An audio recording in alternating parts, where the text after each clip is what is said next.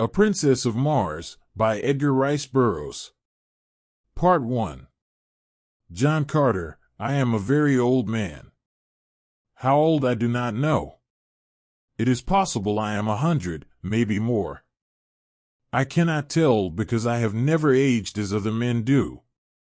So far as I can remember, I have always been a man of about 30.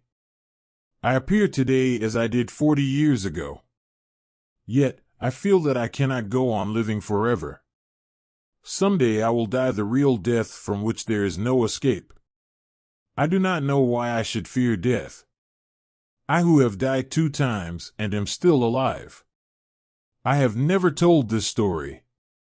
I know the human mind will not believe what it cannot understand. I cannot explain what happened to me. I can only tell of the 10 years my dead body lay undiscovered in an Arizona cave. My name is John Carter. I am from the state of Virginia. At the close of the Civil War, I found myself without a home, without money, and without work. I decided the best plan was to search for gold in the great deserts of the American Southwest. I spent almost a year searching for gold with another former soldier, Captain James Powell, also of Virginia. We were extremely lucky. In the winter of 1865, we found rocks that held gold. Powell was trained as a mining engineer. He said we had uncovered over $1 million worth of gold in only 3 months. But the work was slow with only 2 men and not much equipment. So we decided Powell should go to the nearest settlement to seek equipment and men to help us with the work. On March 3, 1866, Powell said goodbye. He rode his horse down the mountain toward the valley. I followed his progress for several hours. The morning Powell left was like all mornings in the deserts of the great Southwest, clear and beautiful. Not much later, I looked across the valley. I was surprised to see 3 riders in the same place where I had last seen my friend. After watching for some time, I decided the 3 riders must be hostile Indians. Powell, I knew, was well armed and an experienced soldier. But I knew he would need my aid. I found my weapons, placed a saddle on my horse, and started as fast as possible down the trail taken by Powell. I followed as quickly as I could until dark. About 9 o'clock the moon became very bright. I had no difficulty following Powell's trail. I soon found the trail left by the 3 riders following Powell. I knew they were Indians. I was sure they wanted to capture Powell. Suddenly I heard shots far ahead of me. I hurried ahead as fast as I could. Soon I came to a small camp. Several hundred Apache Indians were in the center of the camp. I could see Powell on the ground. I did not even think about what to do, I just acted. I pulled out my guns and began shooting. The Apaches were surprised and fled. I forced my horse into the camp and toward Powell. I reached down and pulled him up on the horse by his belt. I urged the horse to greater speed. The Apaches by now realized that I was alone and quickly began to follow. We were soon in very rough country. The trail I chose began to rise sharply. It went up and up. I followed the trail for several hundred meters more until I came to the mouth of a large cave. It was almost morning now. I got off my horse and laid Powell on the ground. I tried to give him water. But it was no use. Powell was dead. I laid his body down and continued to the cave. I began to explore the cave. I was looking for a safe place to defend myself, or perhaps for a way out. But I became very sleepy. It was a pleasant feeling. My body became extremely heavy. I had trouble moving. Soon I had to lay down against the side of the cave. For some reason I could not move my arms or legs. I lay facing the opening of the cave. I could see part of the trail that had led me here. And now I could see the Apaches. They had found me. But I could do nothing. Within a minute one of them came into the cave. He looked at me, but he came no closer. His eyes grew wide. His mouth opened. He had a look of terror on his face. He looked behind me for a moment and then fled. Suddenly I heard a low noise behind me. So could the rest of the Apaches. They all turned and fled. The sound became louder. But still I could not move. I could not turn my head to see what was behind me. All day I lay like this. I tried again to rise, and again, but still I could not move. Then I heard a sharp sound. It was like a steel wire breaking. I quickly stood up. My back was against the cave wall. I looked down. There before me lay my body. For a few moments, I stood looking at my body. I could not bring myself to touch it. I was very frightened. The sounds of the cave and the sight of my body forced me away. I slowly backed to the opening of the cave. I turned to look at the Arizona night. I could see 1,000 stars. As I stood there, I turned my eyes to a large red star. I could not stop looking at it. It was Mars, the red planet, the red god of war. It seemed to pull me near. Then, for a moment, I closed my eyes. There was an instant of extreme cold and total darkness. Suddenly I was in deep, dreamless, peaceful sleep. I opened my eyes upon a very strange land. I immediately knew then I was on Mars. Not once did I question this fact. My mind told me I was on Mars as your mind tells you that you are upon Earth. You do not question the fact, nor did I.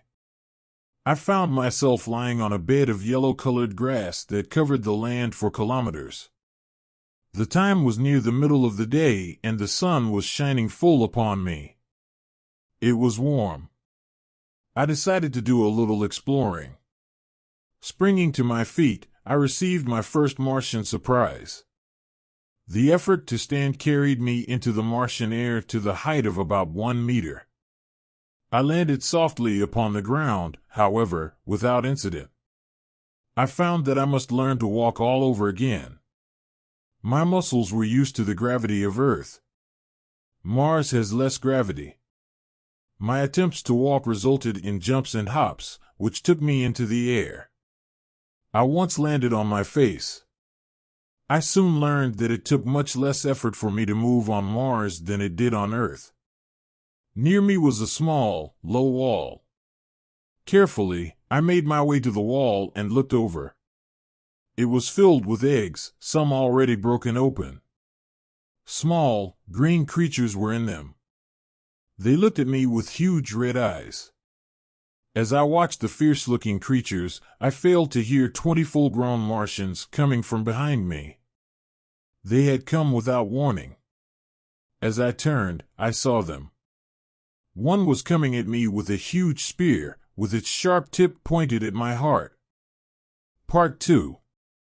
John Carter, the creature with the spear, was huge. There were many other similar creatures.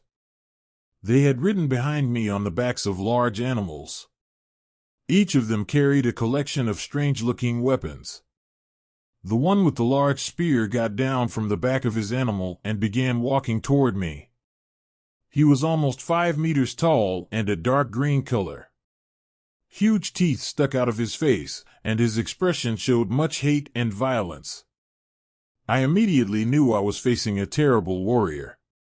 He began moving quickly toward me with the spear. I was completely unarmed. I could not fight. My only chance was to escape. I used all my strength to jump away from him. I was able to jump almost 30 meters. The green Martian stopped and watched my effort. I would learn later that the look on his face showed complete surprise. The creatures gathered and talked among themselves. While they talked, I thought about running away.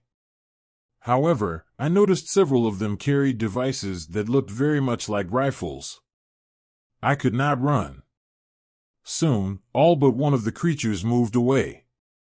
The one who had threatened me stayed.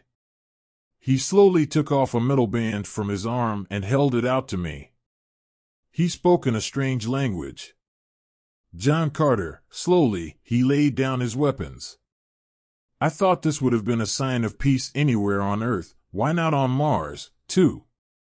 I walked toward him and in a normal voice announced my name and said I had come in peace. I knew he did not understand, but like me, he took it to mean that I meant no harm. Slowly, we came together. He gave me the large metal band that had been around his arm. He turned and made signs with his hands that I should follow him. Soon we arrived at the large animal he had been riding.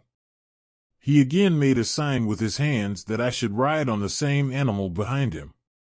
The group turned and began riding across the land. We moved quickly toward mountains in the distance. John Carter, the large animals we rode moved quickly across the land. I could tell from the surrounding mountains that we were on the bottom of a long dead sea. In time we came to a huge city. At first I thought the city was empty. The buildings all were empty and in poor repair. But soon I saw hundreds of the green warriors. I also saw green women and children. I soon learned about many cities like this. The cities were built hundreds of years ago by a people that no longer existed. The green Martians used the cities. They moved from one empty city to another, never stopping for more than a day or two. We got down from our animals and walked into a large building. We entered a room that was filled with fierce green warriors. It was not difficult to tell that these were the leaders of the green Martians. One of them took hold of my arm. He shook me and lifted me off the ground. He laughed when he did so. I was to learn that green Martians only laugh at the pain or suffering of others. This huge warrior threw me to the ground and then took hold of my arm again to pick me up. I did the only thing I could do. I hit him with my closed fist as hard as I could. The green warrior fell to the floor and did not move. The others in the room grew silent. I had knocked down one of their warriors with only my hand.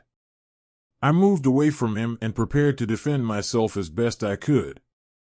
But they did not move. The green Martian that had captured me walked toward me. He said in a clear voice, "Tars Tarkas, Tars Tarkas, Tars Tarkas." John Carter, as he spoke, he pointed to his own chest. He was telling me his name. I pointed to my chest and said my name, John Carter. He turned and said the word, Sola.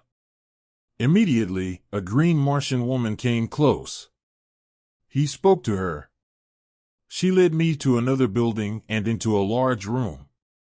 The room was filled with equipment carried by the green Martians. She prepared something for me to eat. I was very hungry. I pointed to her and said the word Sola. She pointed at me and said my name. It was a beginning. Sola was my guard. She also became my teacher. In time she would become a close and valued friend. As I ate my meal, my lessons in the language of the green Martians continued. John Carter, 2 days later, Tars Tarkas came to my room. He carried the weapons and the metal armbands the green warriors wear. He put them on the ground near my feet. Sola told him I now understood some of their language. He turned to me and spoke slowly. Tars Tarkas, the warrior you hit is dead. His weapons and the metal of his rank are yours, John Carter. He was the leader of one small group among our people. Because you have killed him, you now are a leader. You are still a captive and not free to leave. However, you will be treated with the respect you have earned. You are now a warrior among our people. John Carter, Tars Tarkas turned and spoke softly. From beyond the door a strange creature entered the room. It was bigger than a large dog and very ugly. It had rows of long teeth and 10 very short legs.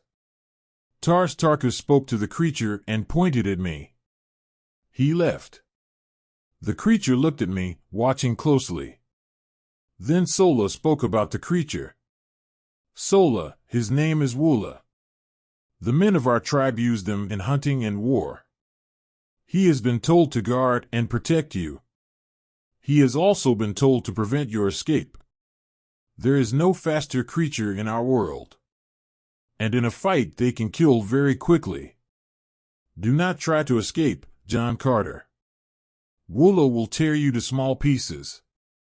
John Carter, I continued to watch the creature named Wula.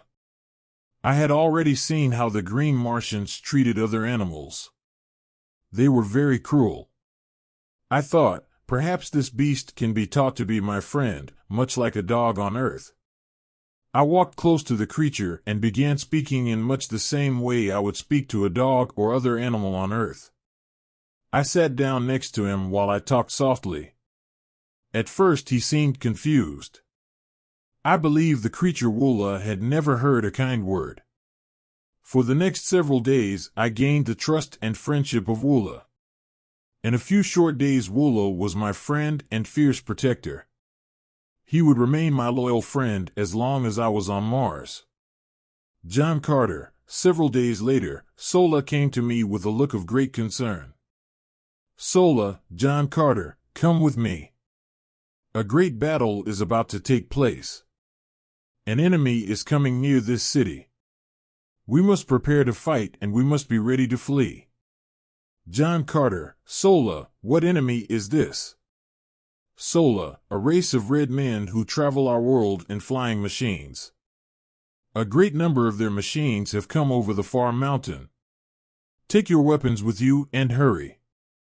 John Carter, I collected my sword and a spear. I hurried out of the building and joined a group of warriors moving toward the end of the city. Far in the distance I could see the airships. They were firing large guns at the green warriors. I heard huge explosions. The green warriors were firing back with their deadly rifles. The air was filled with the sound of violent battle. Suddenly a huge airship exploded. It came down, crashing near me. Red Martians were falling from the side of the huge ship. And then it exploded again. Part 3. John Carter, another of the large airships exploded high in the air. Members of the crew fell to the ground. The huge ship lost control and began turning again and again. Soon it was close to the ground. The warriors climbed aboard the ship and began fighting the members of the crew who were still alive. Soon the fighting stopped. The warriors began taking everything from the ship. At last, they brought a captive from deep within the ship. 2 of the warriors had their captive by each arm. I wanted to see what new and strange form of life this creature would be. As they came near, I saw that it was a woman. She looked like a woman from Earth. She was young. Her skin was a light red, almost a copper color. I saw at once that she was extremely beautiful. She had a fine face with large dark eyes and long, black hair. As her guards led her away, she saw me for a moment. She seemed very surprised. Her face looked hopeful. But when I made no attempt to speak to her, her face grew sad and she looked very small and frightened. As I watched her disappear into a building, I realized that Sola was near me. Sola, John Carter, that woman will be saved for the great games that are held by our people. The games are long and cruel and end in death for those captured in battle. Her death will be slow and painful. She will die for the enjoyment of all.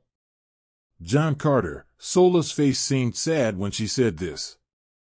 I could tell by the way she spoke that she did not like the games and did not want to see the young woman die. She was very different from the rest of her people. Sola, do you not like the games? Sola, no, John Carter. My mother died in the games. That is a secret you must not tell anyone. The wall where Tarkus found you held eggs that produce our young. All the children belong to the tribe. A mother never knows which child is hers when they come out of the egg. My mother hid the egg that carried me. It was not placed within the walled area. She kept her secret until after I was born. But others discovered her secret and she was condemned to die in the games. She hid me among other children before she was captured.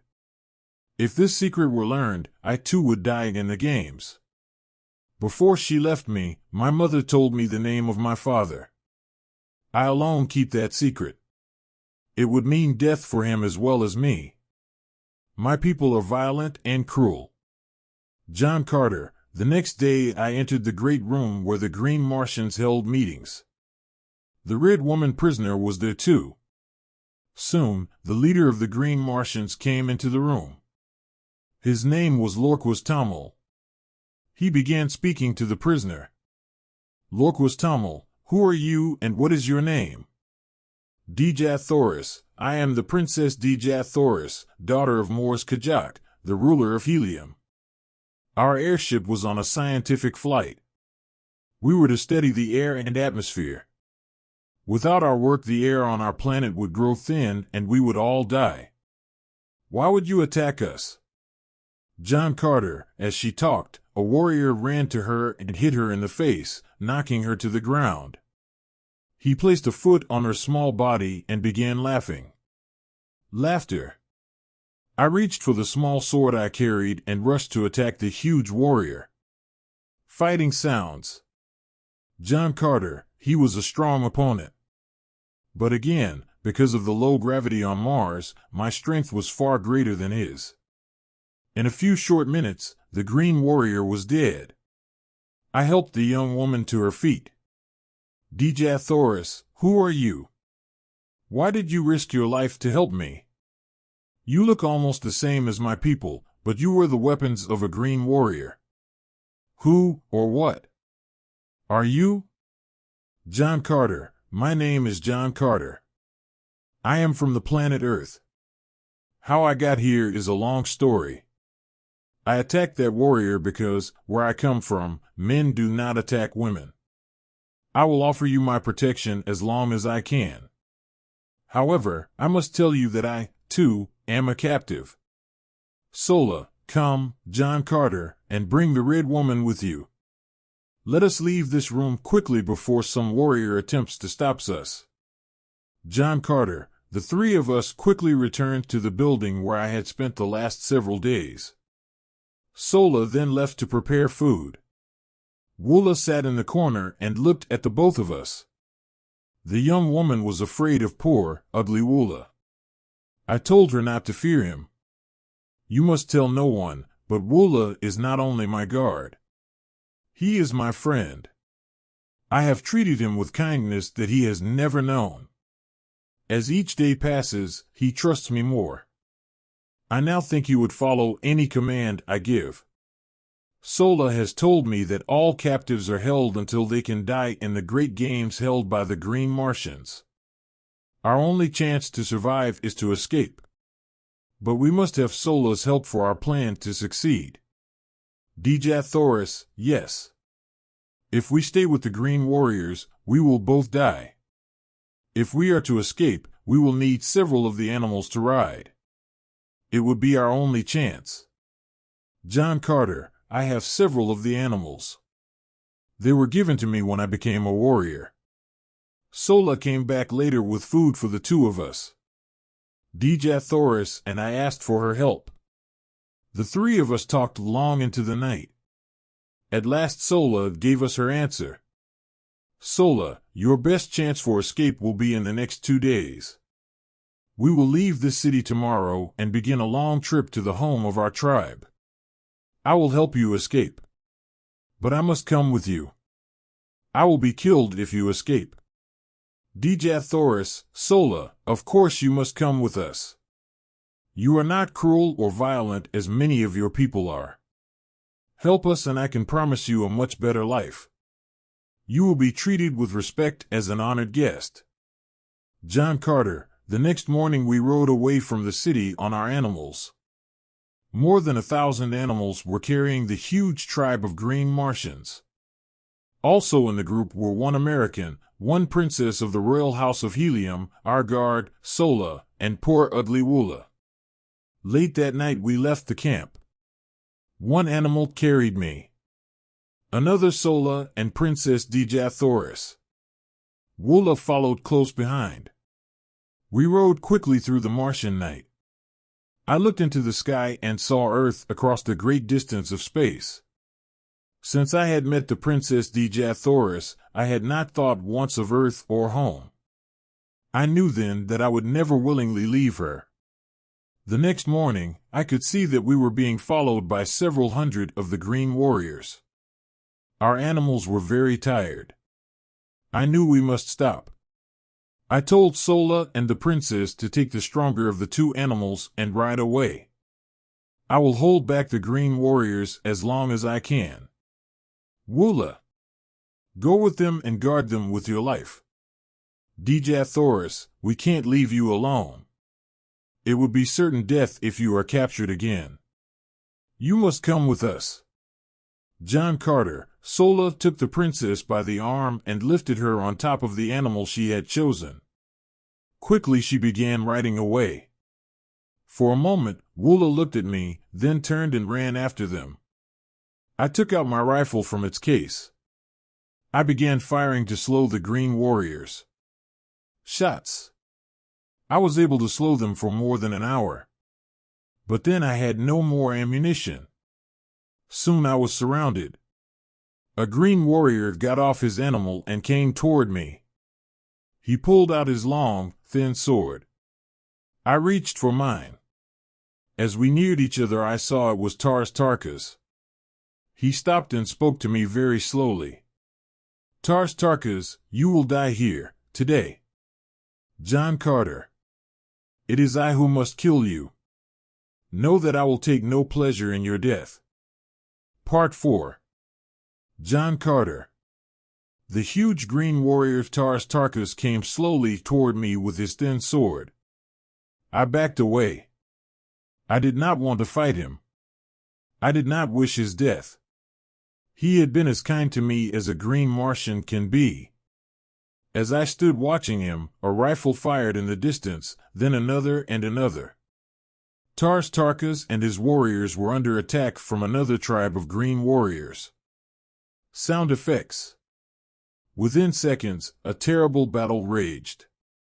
As I watched, 3 of the attackers fell on Tars Tarkas. He killed one and was fighting with the other 2 when he slipped and fell. I ran to his aid, swinging my sword. He was on his feet. Shoulder to shoulder, we fought against the attackers. They finally withdrew after an hour of fierce fighting. Tars Tarkas. John Carter, I think I understand the meaning of the word friend. You saved my life when I was about to take yours. From this day, you are no longer a captive among our people, but a leader and great warrior among us. John Carter. There was a smile on his face. Once again, he took off a metal band from his arm and gave it to me. Tars Tarkas. I have a question for you, John Carter. I understand why you took the Red Woman with you. But why did Sola leave her people and go with you? John Carter. She did not want to see me or the princess harmed. She does not like the great games held by your people where captives are led to die. She knows if she is caught, she too will die in the games. She told me she hates the games because her mother died there. Tars Tarkas. What? How could she know her mother? John Carter. She told me her mother was killed in the games because she had hidden the egg that produced her. Her mother hid Sola among other children before she was captured. Sola said she was a kind woman, not like others of your tribe. Tars Tarkas grew angry as I was speaking. But I could see past his anger. I could see pain in his eyes. I immediately knew Sola's great secret. I have a question for you, Tars Tarkas. Did you know Sola's mother? Tars Tarkas. Yes, and if I could have, I would have prevented her death. I know this story to be true. I have always known the woman who died in those games had a child. I never knew the child. I do now. Sola is also my child. John Carter.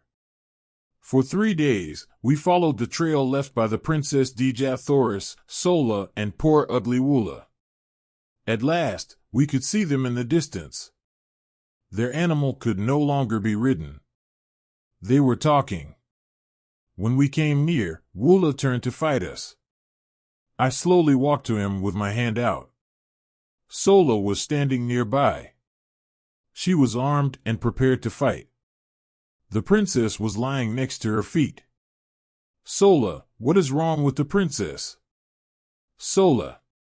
She has been crying much these past few days, John Carter. We believed you died so we could escape. The thought of your death was very heavy on this woman, my friend Dejathoris. Come and tell her you are among the living. Perhaps that will stop her crying. John Carter. I walked to where the Princess Dejathoris was lying on the ground. She looked at me with eyes that were red from crying. Princess, you are no longer in danger. Tars Tarkas has come with me as a friend. He and his warriors will help to see you safely home. And, Sola, I would have you greet your father Tars Tarkas, a great leader among your people. Your secret no longer means death to anyone. He already knows you are his daughter. The two of you have nothing to fear. Sola turned and looked at Tars Tarkas. She held out her hand.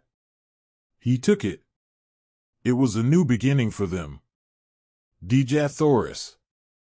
I know our world has never before seen anyone like you, John Carter. Can it be that all Earthmen are like you? I was alone, a stranger, hunted, threatened. Yet you would freely give your life to save me.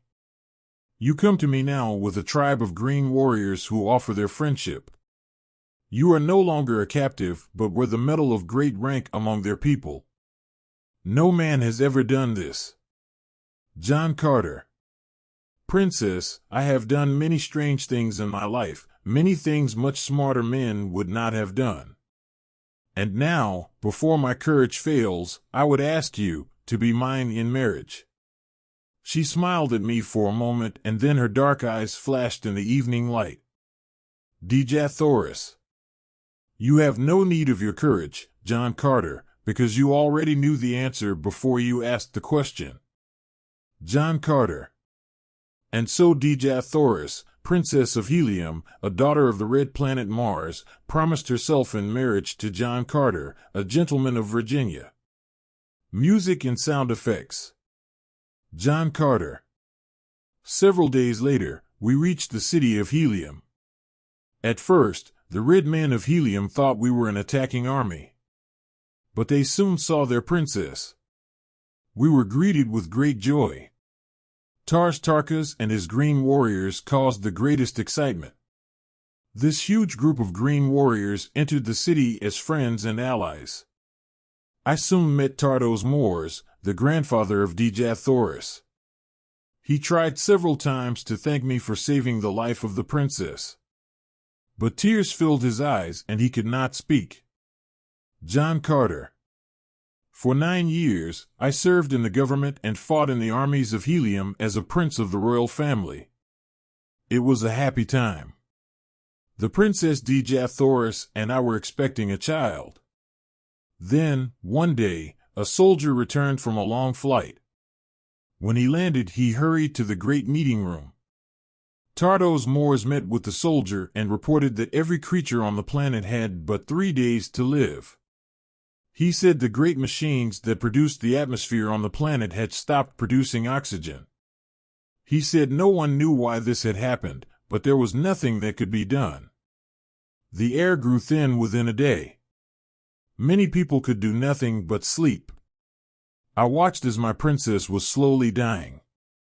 I had to try something. I could still move with great difficulty. I went to our airport and chose a fast aircraft. I flew as fast as I could to the building that produced the atmosphere of the planet. Workers were trying to enter. I tried to help. With a great effort, I opened a hole. I grew very weak. I asked one of the workers if he could start the engines. He said he would try. I fell asleep on the ground. It was dark when I opened my eyes again. My clothing felt stiff and strange. I sat up.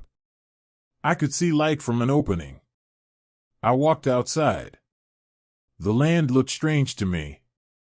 I looked up to the sky and saw the red planet Mars. I was once again on Earth in the desert of Arizona. I cried out with deep emotion. Did the worker reach the machines to renew the atmosphere? Did the air reach the people of that planet in time to save them? Was my Princess Dejah Thoris alive, or did she lie cold in death? For 10 years now, I have watched the night sky, looking for an answer. I believe she and our child are waiting there for me. Something tells me that I shall soon know. The end.